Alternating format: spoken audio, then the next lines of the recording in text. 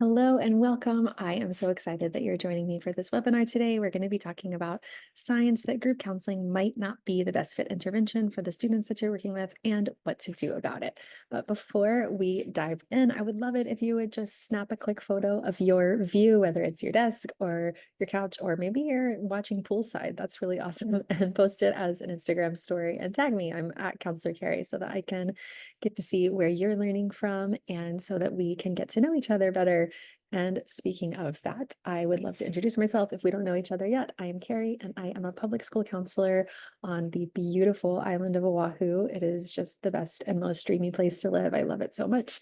I am a mom to two boys and three dogs, and I am an author. I've written two children's books, one workbook for kids, and two parenting books, and I'm working on more now. So something that I love to do, and it's a really fun way for me to be creative outside of the counseling office. So you know me, I look forward to getting to know more about you, and let's dive in. All right, so our goals for today are this. We're going to identify some signs that group might not be the best fit intervention for a particular student, but also identify some strategies to address these issues. So I'm sure that you can relate. It's probably why you're here. I think all of us have experienced these things before. We are totally ready for group. We've planned, we've gotten all of our materials, we are ready to go. But then maybe a student doesn't show up, or a student won't participate, or maybe students are fighting in your group and just everything goes off the rails, right? So what can we do about these problems? Group counseling is an amazing intervention at tier 2 for working with students who are working on similar skills or similar goals, but sometimes it's just not the best fit intervention, or sometimes students aren't ready for group participation, or maybe they don't have those foundational skills that support the skill that we are targeting in the group. So let's look at what that might look like and then what we can do about it. So we'll start off with some signs that group isn't the best intervention. We're going to look at 6 different things today. We'll look at attendance, confidentiality, guidelines, participation, behavior, and conflict. First, let's talk about attendance. So maybe it's just across the board, they are missing school a lot. It's really hard for a student to participate in group when they aren't there, right? Maybe they're just missing from school and whole school attendance is the problem. Or maybe they're not showing up to group. Maybe their teacher isn't giving them the pass, or the reminder isn't quite working, or they're just forgetting, they're getting wrapped up in things in the classroom, so they aren't showing up to the group. Or maybe they're flat out refusing to come. Maybe they're saying they aren't going to come or they don't want to come, and they just simply are not showing up to the group session. So that's going to be one of our little clues that group might not be the best fit intervention for this particular student. When students are missing group sessions, it's really, really difficult for us as the counselors to catch them up when they are back, right? We move quickly in group. We're teaching a lot of skills. We're teaching them quickly, and it's in this really condensed and rapid environment. So when they do miss the session, it's really hard to catch them up or for them to just jump in and pick up where they left off, because that's just not how group works. So that becomes a problem for us to address.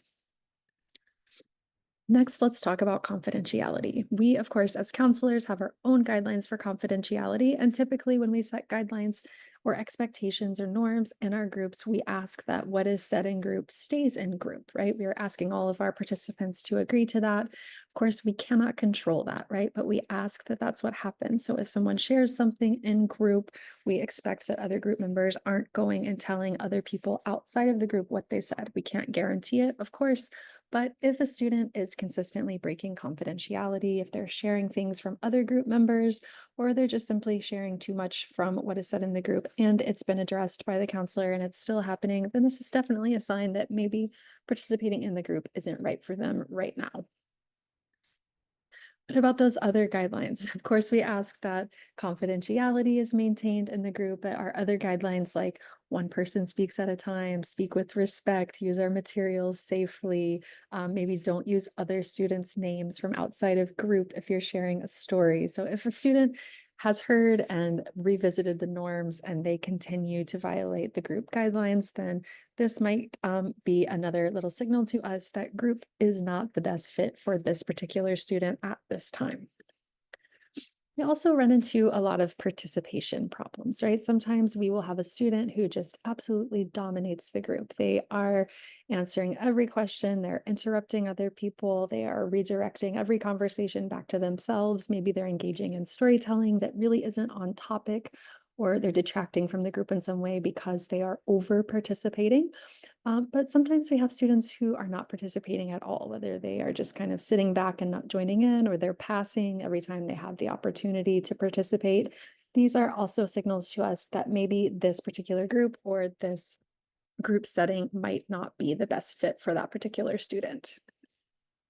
We also run into behavior problems, right? If students are maybe acting counter to the group's purpose, for example, if we are doing a self regulation group where we're teaching self regulation skills and the student is continuing to have emotional breakdowns in the classroom or in the group setting, maybe they are having emotional outbursts or they are not engaging in self regulation in the group or not practicing the skills that are happening in the group and just in general acting counter to the group's purpose, then this might be a clue to us that maybe this isn't the best fit for them, or maybe they need a different type of intervention to learn these skills that we're trying to teach. If they are preventing others from learning, right? If their behavior is interfering with the other group members' ability to learn new information or practice new skills, then this is definitely a clue to us that we might want to choose a different intervention.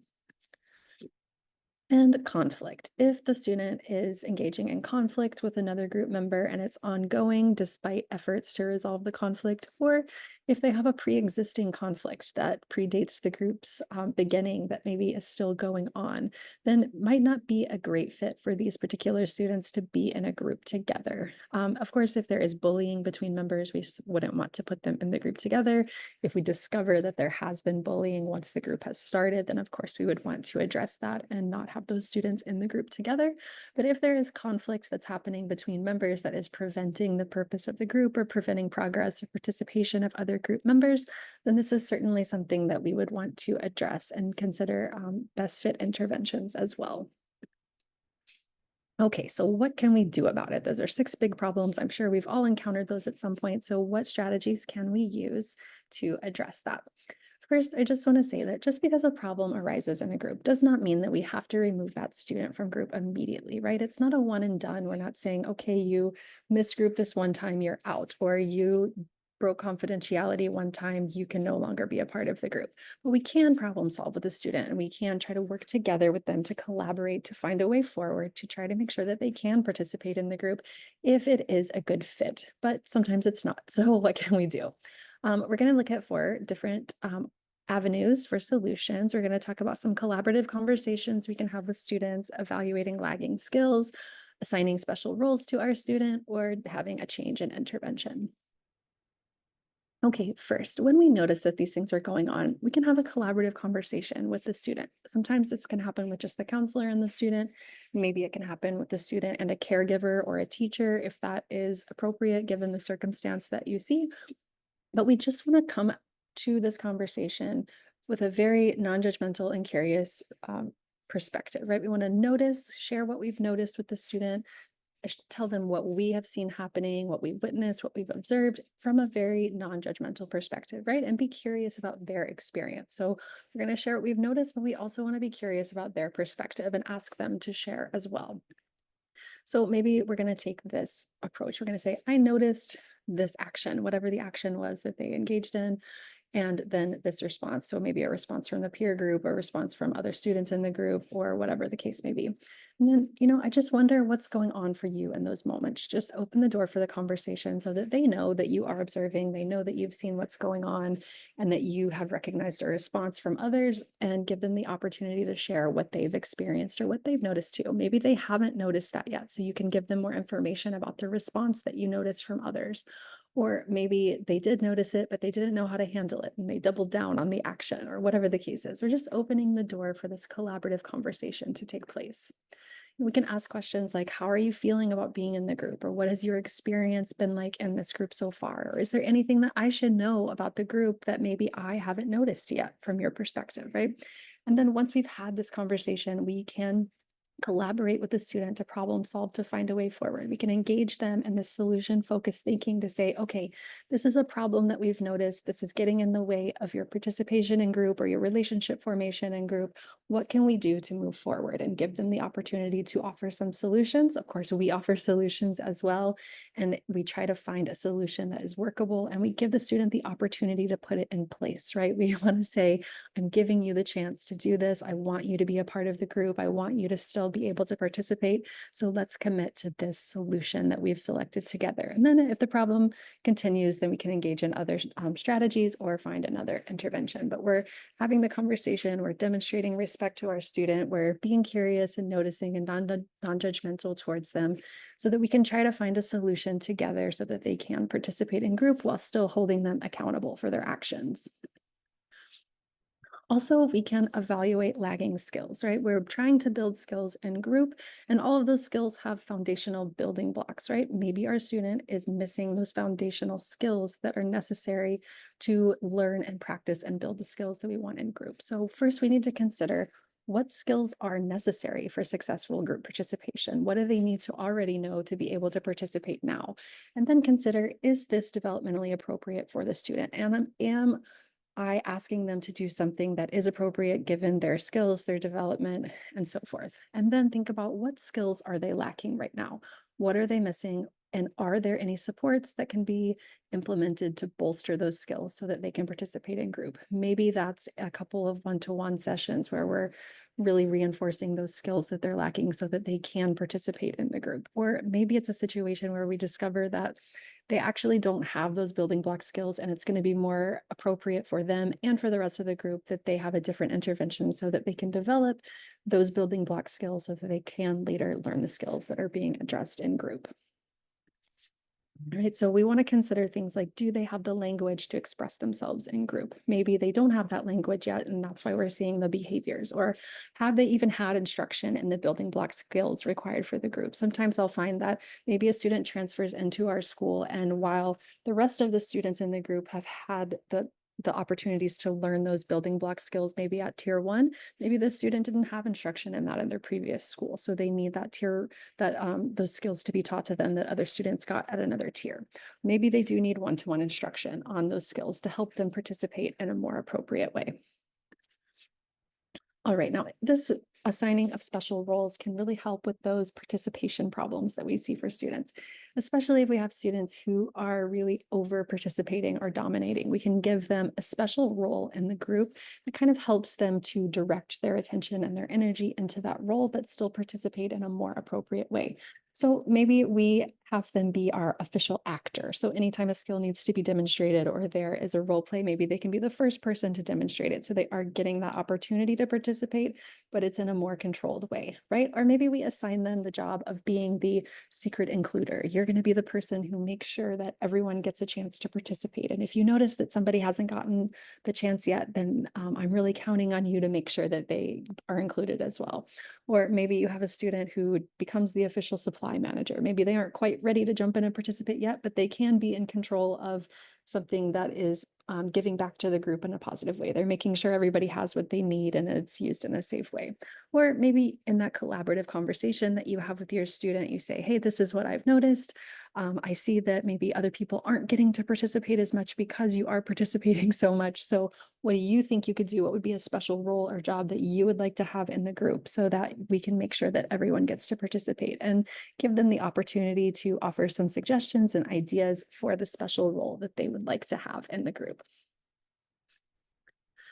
If we've done all of these things, if we've had those collaborative conversations, we've evaluated lagging skills, we've tried giving them a role or tried having a problem-solving plan to help them move forward in group, and we're still seeing problems, then it might be time for a change in intervention, right? We might want to move them to individual counseling or maybe a check-in, check-out system. Maybe they're really going to benefit from some in-class support to encourage those building block skills that they really need to develop. Maybe peer mentoring would be a great intervention for them. They have a positive peer role model, maybe an older student who can engage in a mentoring program with them, given that that student has been trained to be a mentor, right? Or maybe it's time for an intervention team involvement. Maybe you've collected enough data and you're seeing that maybe the support isn't working well for the student and they need a different type of intervention. So we can have a meeting with our support staff, like a behavioral health specialist, a school psych, our special education department, so that we can come up with a plan for a better fit intervention for the student. Or maybe it's time for an outside referral. Maybe school counseling isn't the best fit for them anymore, and maybe you feel like they really need outside counseling. So it might be time to make a referral. It's okay to do those things. It's not a failure of the school counselor if we do need to change the intervention. It really is a testament to us being very involved in our students and recognizing their needs and recognizing the ways that we can support them in other areas and with different types of interventions. Okay, so we talked about some signs that group might not be a great fit. Maybe it's attendance, confidentiality, not following the guidelines in the group. Maybe they're over participating or under participating or engaging in behaviors that are counter to the group's purpose, or they have conflict with others in the group. We can have collaborative conversations with them, try to problem solve and figure out what's going on for them, what their experience is like, anything that we might be missing from our perspective, and make a problem solving plan moving forward. Engage them in some solution focused thinking so that they can help us come up with some ideas for ways that they can still participate in an appropriate way that respects everyone in the group. We can also evaluate lagging skills, see if there are any of those building block skills that they need to participate in groups successfully that they might not have developed just yet, and we can support them in building those skills. We can assign special roles within the group so that they get the attention and reinforcement that they are seeking, but in a more positive way that respects the participation of everyone else. Or we can consider a change in intervention with the rest of our intervention team at school. If you really want to keep learning about ways to support your students through group counseling, I have the perfect thing for you. It is called the Group Counseling Game Plan, and it is my step-by-step planning guide that helps walk you through every step of evaluating your data to planning your group sessions and delivering your interventions and then evaluating your group afterwards. We break down group counseling into some really manageable and actionable steps. We will help you understand how to effectively plan for your group and give you some amazing ideas for evaluating outcomes in your group and collecting data along the way. And just in general, build your confidence to deliver your best groups yet. Inside the course, there are 5 modules. There's the planning module that takes you from evaluating school-wide data to planning interventions that fit what your students need.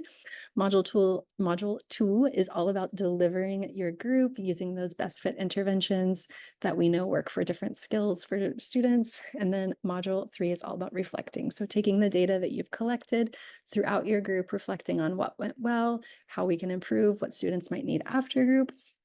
Module 4 is all about troubleshooting. We dive really deep into problems that arise in group, just like we've done today, but really deep to give us some great ideas for how to troubleshoot those things that come up in group. And then Module 5, I walk you through a step-by-step example with real data and how I plan an actual group intervention and how I would evaluate on the outcome. The group counseling game plan is the only course that will walk you through planning, delivering, and evaluating your group counseling program from start to finish with all of the tools that you need. And if you're interested, you really want to learn more about group counseling, you can scan this QR code right here and it'll take you and show you everything that's on the inside and how you can access it immediately. Thank you so much for joining me today for this webinar to help support our students and know what interventions might be the best fit and which ones might not, and how we can use solution-focused thinking to help our students move forward in the group counseling process. I look forward to seeing you in future webinars, and we will talk soon. Thanks so much.